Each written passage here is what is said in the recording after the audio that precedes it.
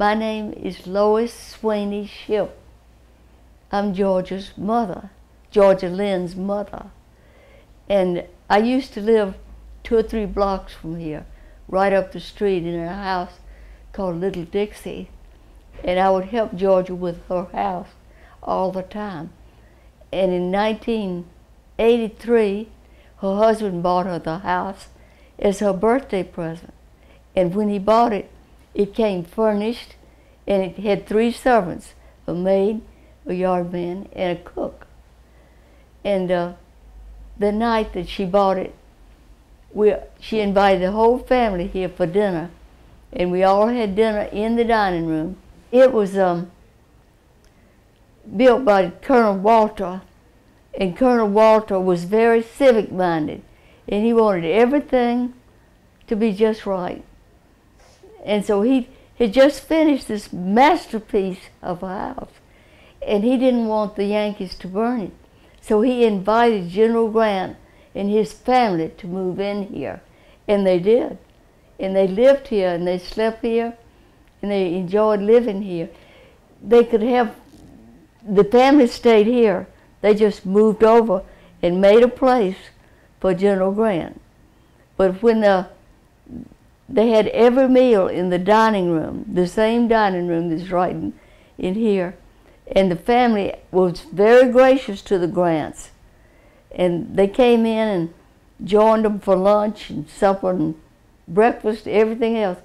But they said, you don't get to use the whole house, just this part. And so they did.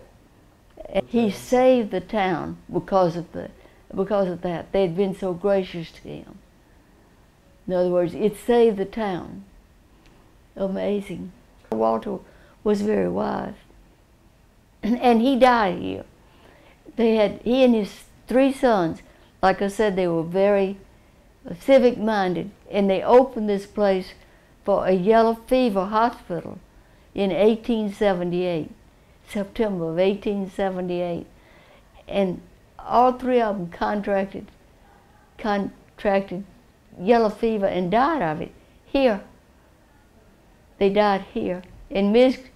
Walter and the rest of the children, and there were 10 children, and that was 3 of her sons that died.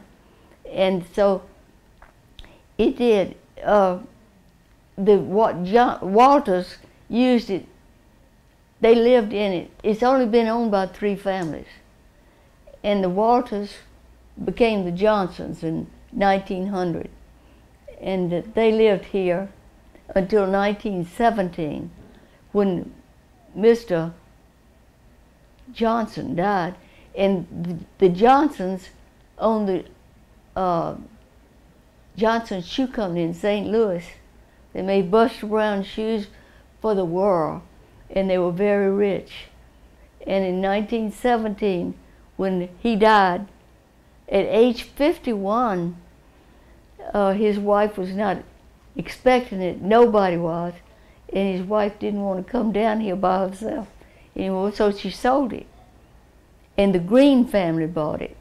And the Green family lived here for 20 years, and they kept it as the only way they could keep it they had enough money at first, but then the Depression came, and they began to need money, so they opened this house as a boarding house, and they rented each room as an apartment, and people moved in, each of the rooms, and they saved it. But in 1935, they lost it through bankruptcy, and Miss Johnson was on the courthouse steps, and she bought it back for $4,000. You believe that? She bought it for $4,000. Nobody else had $4,000. And so then she refinished it. She did it over again herself. I mean, she had it done. And she came back to town and she fixed the gardens to be beautiful again. They had a rose garden directly behind the house where they had only roses. And then she had the swimming pool. The swimming pool has been here since 1900. It was the first swimming pool in town. It was like an Olympic pool. It was very, very deep. It was open nearly every pilgrimage, and it's well known all over the state. And it was, Colonel Walter built it to copy a castle in England. No other house is like it. No other house has big turrets on each end. And we're in a turret room now, and we have 8 sides. Each turret room has 8 sides. And it's beautiful. And then it has a 3rd floor that you don't get to go to. It's an attic and some other rooms up there. But one of my favorite memories was Christmas. She always had a 20-foot Christmas tree right in the stairway, and the stairway just curled around that Christmas tree. It went up to the 2nd floor. The 20-foot tree, amazing, amazing. They used slave bricks. They made the bricks out of clay, and then they built the house.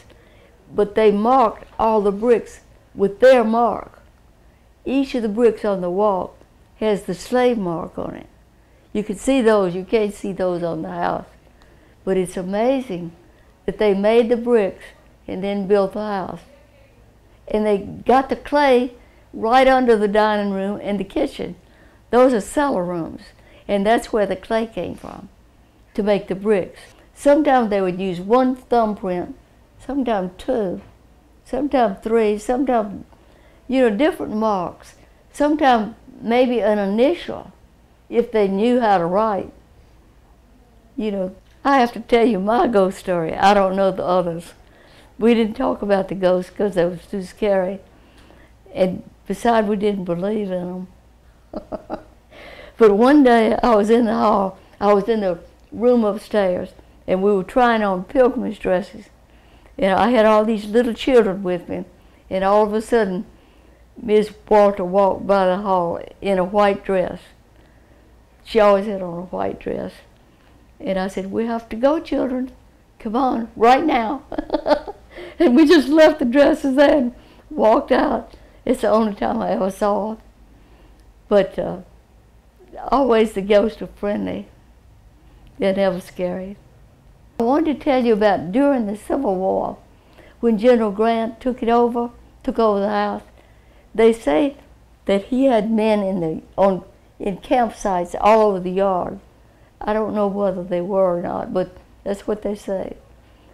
But before that, the Walter family, buried their silver underneath the front walk so the Yankees wouldn't steal it. And they would laugh every day. They'd go on the balcony, and the Yankee soldiers would be walking back and forth, guarding the house. And she said they're taking care of the silver. The gardens were formal gardens. There were a lot of formal gardens all over town. And this one the rose garden was laid out in that rectangle right behind the house. This was always a parking lot, and that was a rose garden. And there were other gardens on this side and to this side. And the other houses had formal gardens where they would sit out boxwood in a square like that. They were very beautiful.